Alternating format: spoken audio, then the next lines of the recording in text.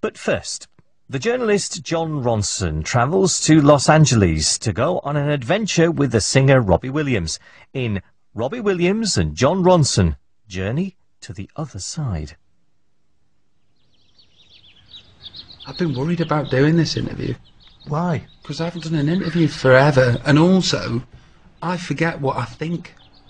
So, I have been scared about doing this interview, A, because it's in England, B, because it's about paranormal stuff, and C, because I forget what I think an awful lot of the time.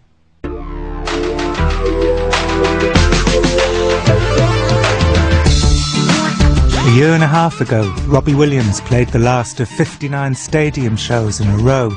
Said he was going to spend Christmas at home in Los Angeles and then basically vanished. He stopped releasing records and appearing much in public.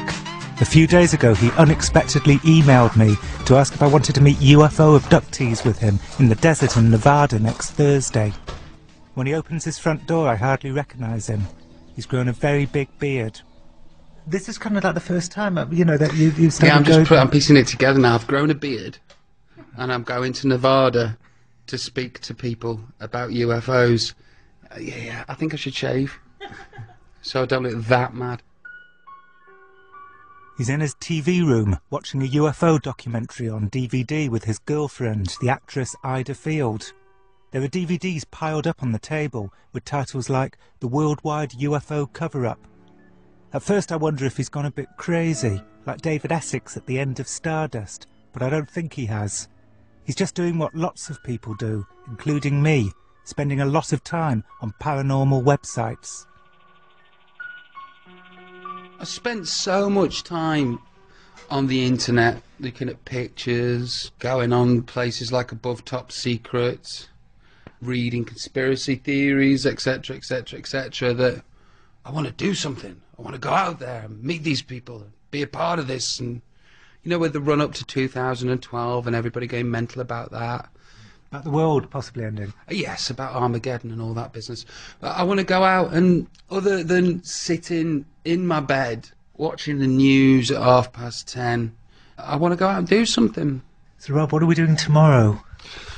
Well, we're going to a UFO, the International UFO Conference in Laughlin, Nevada, to go and hear people's testimony about being abducted by aliens.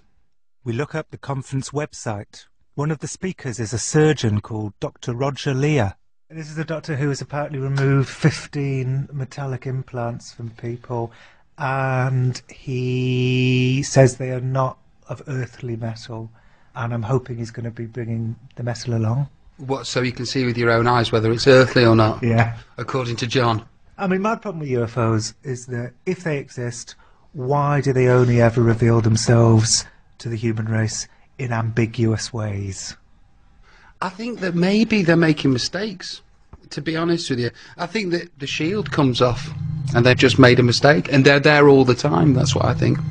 I'm classic, don't show me any debunking stuff, you know, because I want to believe.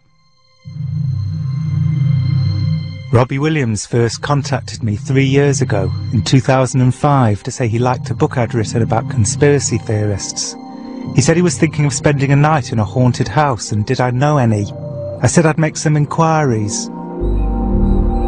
I phoned various ladies of the manor and said that the pop star Robbie Williams would very much like to spend a night in a haunted house.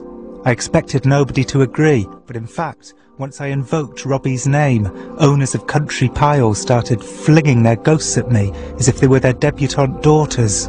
I was surprised at how widespread the belief in ghosts was amongst the aristocracy. 100% of the people I emailed responded instantly to say their houses were definitely haunted and Robbie was welcome to spend the night. But in the end, our journey never happened. He cancelled because of his workload. But now he's taking a few years off work, and so we're going to Nevada. From here to eternity and beyond! Do you guys want some breakfast sandwiches? Ham, egg, and cheese on a croissant, and then ham, egg, and cheese on bagel and fruit. A ham, egg, and cheese on a croissant, please. Alright. What is it that you wanted to leave behind from the other life?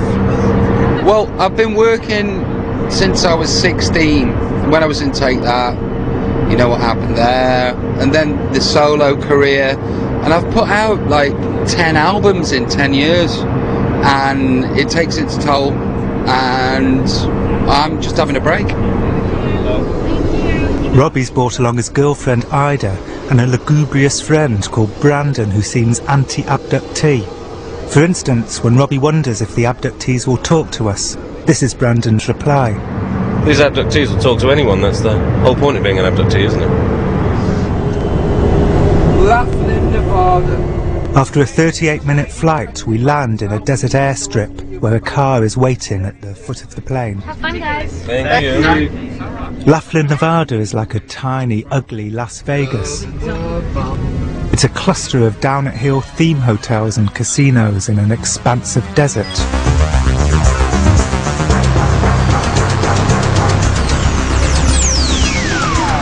What floor, though? We head to the second floor of the Aquarius Hotel and Resort. We've been at the conference for 5 minutes when someone sidles up to me and says that apparently, a few nights ago outside the hotel, there was a battle between 2 reptilian beings.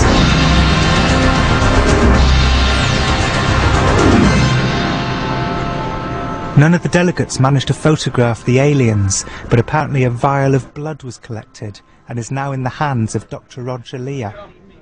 Doctor, sorry, I'm Robbie. Pleased to meet Hi, you. Robbie. I saw you at the Conscious Life Expo, Oh, and I've seen you many a time on the Discovery Channel. I've And been in a few different places. Now Roger, we've heard, to cut to the quick, we've heard you've got a vial of reptilian blood here in the hotel. Well, you know how rumors go. No, I don't have a vial of reptilian blood. I had someone give me a tissue sample that he believes came from a 7-foot-tall reptilian being that he saw in his kitchen. So have you done any tests on it? No, I just got it yesterday. So. Okay. Roger, is it true that you have a number of samples of metallic objects that aren't earthly in origin? That's true. Are they here in the hotel? No, there's nobody in the science field that would carry unknown samples around to hotels. That would be absolutely ludicrous, unscientific, and ridiculous. Dr. Lear says he'll show us the tissue sample, and so we head to his room. Should we get the next left? No, I think